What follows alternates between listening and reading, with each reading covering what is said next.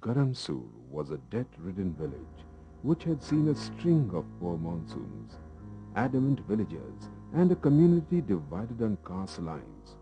All the things that could go wrong did. And yet, Garamsur completed the watershed project on time, thanks to the dedication of a group of people who would never take no for an answer. It is these people who scripted the success story of Garamsur. It is a story of dedication, persistence, self-belief, and sheer hard work. Garamsur village lies in the Garamsur ranges in the northeastern part of Maharashtra. It is a tiny village of 102 houses with a population of 504 people. The livelihood mainly depends upon farming and animal rearing. The village is situated in the forests and the village community comprises of mainly Adivasis, that is, tribals. The climate is really extreme. It gets extremely hot during the summers. It rains heavily in the monsoons, and the cold becomes unbearable in the winter.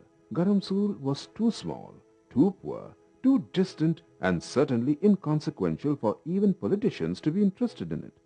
Further, the village community itself was so divided that even a united effort to reach out for help was ruled out. Till recently there was not even an access road to Garamsur, and the people had to trudge long distances to the neighboring village to get transport. A serious erosion problem, which can be attributed to the steep sloping terrain and the torrential rains, was slowly harming the village agricultural output. With no government schemes to lend support, the village was facing a slow but certain doom. The villagers began to migrate from Garamsur. The other source of income was cattle breeding. Breeding because the cattle were unproductive in terms of milk and were reared mainly for cow dung and the calves which could be sold. Milk was scarcely available even for domestic consumption. The concept of selling milk never arose. The animals grazed freely in the hills. It was an accepted practice. It is this very practice which almost cost Garamsur its tryst with watershed development and its only hope for survival. We have seen starvation. We would tie a piece of cloth tightly around our bellies so that we would not feel the pangs of hunger, and then set out to search for work. I would bring back a kilogram of grains and grind a handful of it, and then I would add a little water and feed this porridge to my children. And we parents would drink water and go to sleep hungry. When Dr. Savarkar of Samata Homeo Society, Nagpur, drove into Garamsur village one sultry evening in early 1997 with a proposal for taking up watershed development in the village, little did he think that this harmless-looking hamlet of a village would prove to be such an immense task to convince. People were confused. They thought that the Watershed Programme would dig up their lands and plant trees all over. People would say such ridiculous things. The program started on a rather shaky note.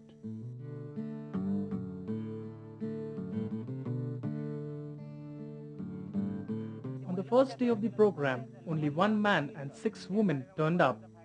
These women were convinced by telling them that the Watershed Program will bring in self-help groups, and these groups will then give them cheap loans and other benefits. Slowly, the participation increased as time went by, and by the end of the week, about 25 to 26 people had joined for the mandatory Shramdan. The beginning was a rather unconvincing affair. The program had practically no support from the people. But the efforts continued, with success eluding the program most of the time. Around the same time, the Women's Mobilization Program was initiated. The lady social worker took great trouble to mobilize the women and convince them to join the self-help groups. This too met with opposition. The men would just not allow the women from joining the self-help groups, but actually humiliate their own wives. The usual argument was that when the man returns back from work in the evening, who would serve him food when the woman of the house had to attend the group meetings? And who would look after the children? After all, it's the woman's responsibility to do all this. These people would tell their wives that it was not good for women to go out of the house in the evening and interact with other men. But once they began seeing the monetary benefits of self-help groups, they completely changed and began actually pushing their wives towards the group, while they took over the responsibility of looking after their kids. However, with continual and consistent efforts, the groups began to function. Initially, the women received small loans through the internal lending of their groups, which helped them to meet the family's basic requirements. Literally, every woman had a story to tell of how her self-help group helped her. Earlier, people used to pay 10% interest per month to the money lender. When the self-help groups offered loans only at 2%, the women were attracted. Initially, I took 600 rupees twice. Then I borrowed 2000 rupees as crack loan for our agricultural needs. I took 2000 rupees twice for a farm, and then I borrowed another 5000 rupees for my son's marriage. Earlier we used to borrow money from the money lender. I purchased 2 more cows. From 2, now we have 4 cows. Now my mother-in-law treats me with respect. Earlier she was a real pain.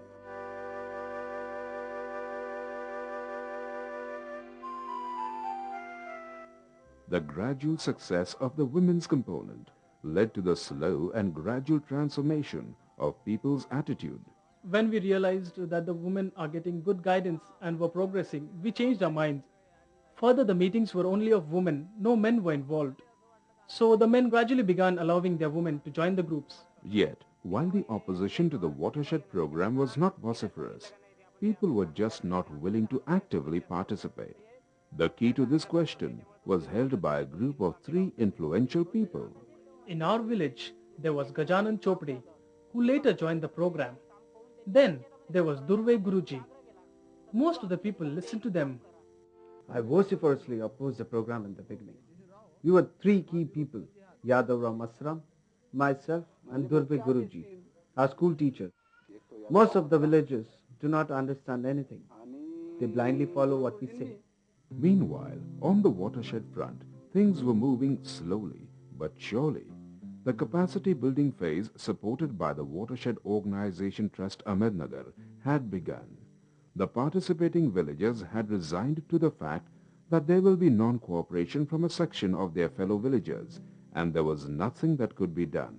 The real issue was power, and the group controlling the power would not let go so easily. The watershed project is good, but unfortunately, we ourselves are not. We would instigate the villagers, tell them that the watershed people would dig up their farms. You will not be able to cultivate anything on the land, and you will have to sell off your goats. The opposers to the program had to find some reasons for opposing the Watershed Program, so charaibandi was made an issue. In this case, it was Durve Guruji, the village school teacher. I personally disapproved of the Watershed Program because there is a lot of livestock in our village. If the Watershed Program were to be implemented, then the villagers would have no place to graze their animals. Beyond the village is forest land, so the villagers cannot graze their animals there too. So they would be forced to sell these animals. As such, the agricultural income of our people is very less because of natural factors. So people supplemented this frugal income by breeding and selling these animals. But charaibandi was and will always be made a political issue by parties with vested interests. It is also an issue which touches a raw nerve and is exploited by clever power seekers. The Guruji would tell people, if you want to join the program, go ahead, don't tell me. Here it is also important to note the social position of the person. In this case, it was the local school teacher. To top it all, he belonged to the Adivasi community. The village population is made up of almost 60% Adivasis. Caste politics also plays a major role in village power dynamics. Even today, the same politics is observed. Elections are fought for the Gram Sabha, Vidhan Sabha, etc.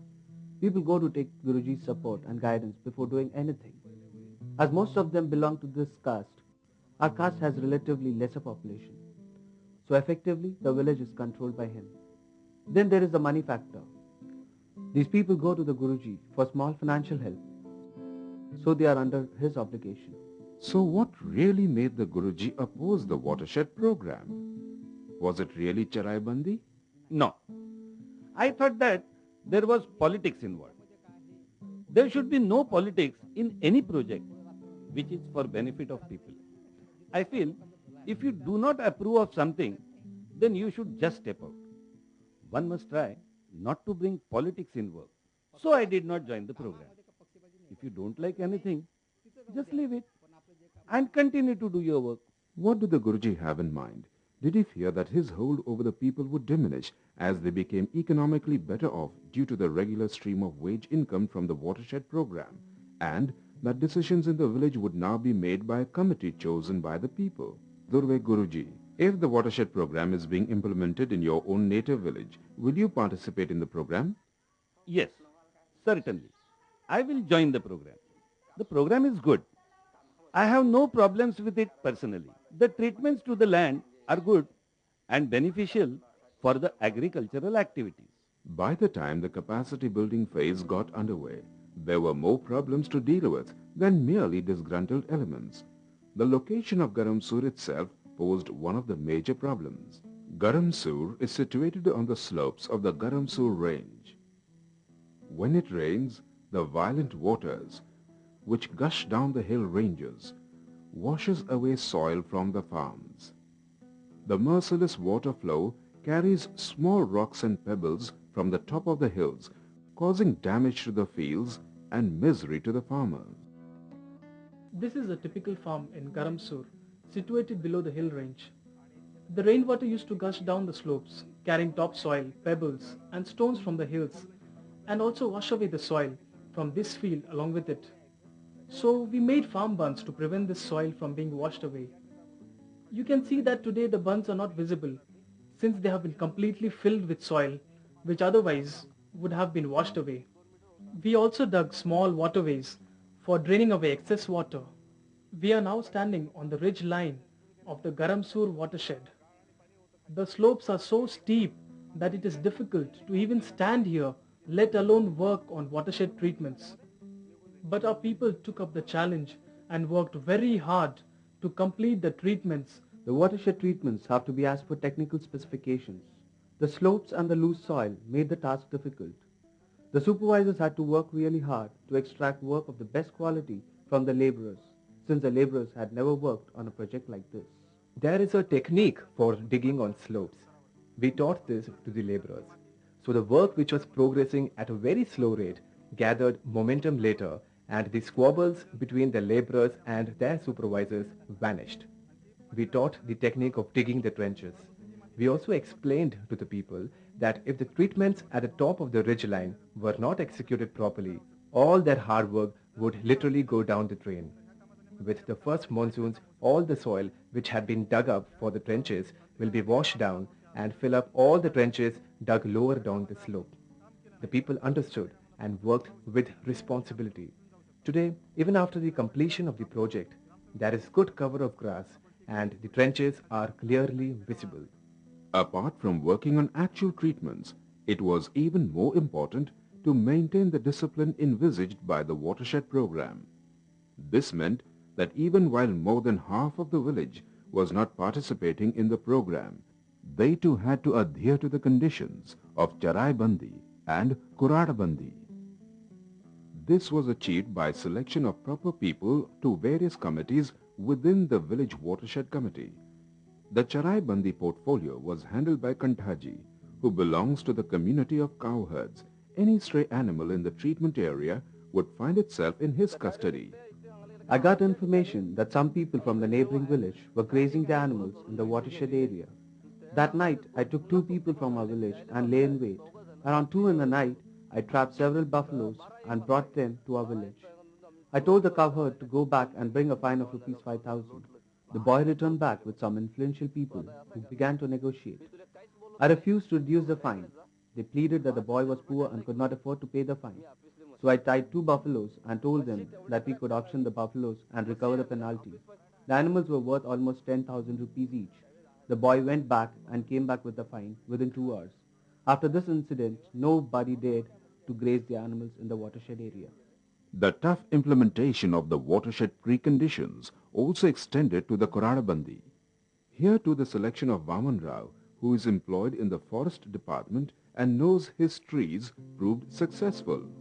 The treatment work continued, and the village community saw the stringent application of the conditions, which was done politely but firmly. On the other hand, labor work was being available in the village vicinity itself. The change in attitudes took time, but it finally happened. Watershed meant employment for people. It meant money for survival. With dire economic conditions, it was a choice between employment and the Guruji. People chose employment. Initially, there was reluctance to the individual net planning, which is the process in which planning is done for each farmer's field in consultation with the farmer himself. But as the project moved on, the reluctance was replaced with requests for treatments on their lands. We took lot of efforts to convince the people to do net planning in their farms. We educated them on this issue. People were afraid that the cost of the work done on their farms would be recovered from them. This had happened earlier in one of the government schemes, but we persevered in our efforts, undertook more home visits and explained to the people. Then, as the project progressed, a trust was built and people began to request for more and more treatments to be done on their farms. Once the village began uniting and more people began joining the program, the momentum it gathered was immense. However, the joining members were made to comply with the conditions of Shramdan. The people who were late in joining the program were made to contribute their 4 mandatory shramdans, and the cost was recovered from them and paid to that initial group of people who had done excess shramdan on behalf of others. As the momentum built up, treatments such as water absorption trenches, planting of trees, gully plugs, farm bunds and check dams were carried out at a brisk pace. The difficult terrain and precarious slopes made the work of treatment even more difficult. However, the success of this project lies in the fact that the entire project was completed within its scheduled deadline. Work worth over 64 lakh rupees on a project area of 948 hectares. The women's self-help group movement too was growing. After persistent efforts, funds were secured from various government schemes, and soon loans were dispersed to the first group of women. 4 Jersey cows were purchased. In the pre-watershed days, there was no production of milk in our village. So when we decided to buy Jersey cows, some women were apprehensive. They felt that these cows would not survive in this environment. But we still persisted and went ahead with the purchase of Jersey cows. This activity gave an impetus to other groups also. Now suddenly, there was more action on the women's front. More cows were being purchased. The dairy activity began to get more organized. The cows are all insured, and there is a veterinary doctor who regularly visits the village. There are 45 cows in Garamsur, and the milk is now transported by jeep every day. Today, Garamsur is a transformed village. At least the physical changes are noticeable. The television antennae springing from the rooftops, reaching out as if to get in touch with the world. The motorcycles, the freshly painted houses reflecting a changing lifestyle.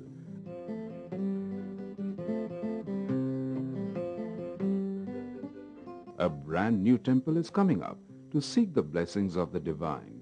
The regular plying of jeeps in Garamsur indicates that now Garamsur has become part of the neighborhood. The villagers who had to travel several kilometers on foot to get transport now have access to vehicles literally at their doorsteps. Then there's the brisk business activity. Traders and shopkeepers are finding a lucrative market.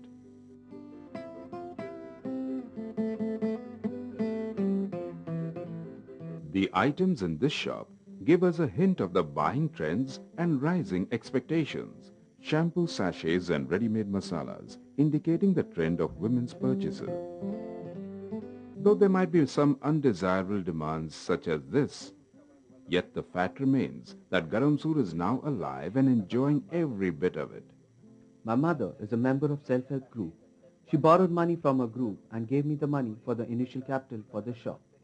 After we repaid the loan, she again borrowed 10,000 rupees so that I could stock more items.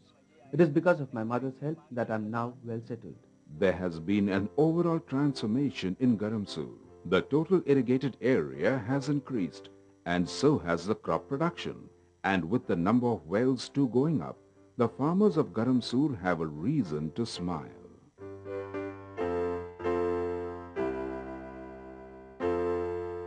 From last year, I have been cultivating wheat. With the availability of water, I have sown twice the quantity of wheat this year.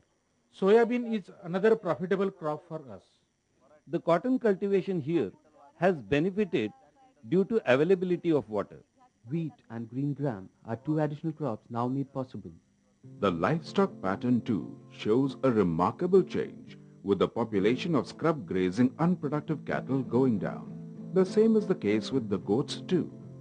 On the other hand, the number of high-yielding buffaloes and crossbred cows has increased. With the crop yield showing a healthy growth, Garamsur can now forget its past of starvation and misery. A major impact, however, has been the cases of reverse migration. Finally, people from Garamsur are back where they belong. I am Damu Tekam. 10 years back, I abandoned my unproductive farm and migrated from Garamsur in search of work. 4 years back, I met some people from my village. They told me about the Watershed project and that work was now available in our village itself. So I came back. With the money that I received from labor work, I revived my own farm. In the first year, I cultivated jawar. Then the next year, I planted cotton and got 5 to 6 quintals of crop. That year, they did net planning of my farm. So last year, I got 8 quintals of cotton. The original detractors are also grudgingly accepting the importance of watershed development. My farm is nearby, but I am getting very low yield from it. This is because our lands are in hilly region and are quite rocky. But your neighbor who has got net planning done on his farm is getting very good results. No, he may be saying this to please you people. Did your village benefit from the Watershed Programme? Some people may have benefited, but I have got no benefit personally. Now would you like to get the watershed treatments done on your land? I would not mind. You would not mind, or do you really want the work to be done? Yes, I want my land to be treated. But then, that is what watershed development is all about. Some people are enthusiastic right from the very beginning. Others prefer to stay on the periphery. Often it is inertia and an unwillingness to accept change. Sometimes the fears are very real. Again, most of these join as the work progresses, while some wait till it is just too late. The enterprising ones grab the opportunity with both hands, improvise, experiment, and benefit. On the flip side, the women's movement, which actually helped the Watershed Programme, is now dwindling. Why are the groups not meeting regularly now? And when was the last time you paid your installments? Earlier, the lady social worker used to come every month and conduct the meetings. She would also collect the money and deposit it in the bank. After the project was over, she stopped coming. So there was a gap in the meetings. Now we think, who will conduct these meetings? Could it be lack of direction or just lethargy that sets in after some time? The answers are not easy, but some introspection would surely help in finding the way ahead. So what were the reasons for the success of Garamsur watershed? Perseverance, honesty, and transparency. And what more could have been done? As an organization, we may have not succeeded in mobilizing and convincing 100% of the people. Also, if the self-help groups would have received better participation in the earlier stages, we would have been a few steps ahead now. I also wanted to bring better health facilities in the village. However, we could succeed only in the later stages of the project when more people had joined in. Well, in retrospect, a lot more could be done. But what is amazing is that despite so many obstacles, the Garamsur watershed could ever be completed. That speaks a lot about the small group of people who have their convictions and stuck to them dearly. As far as the future of Garamsur, well, tomorrow's another day.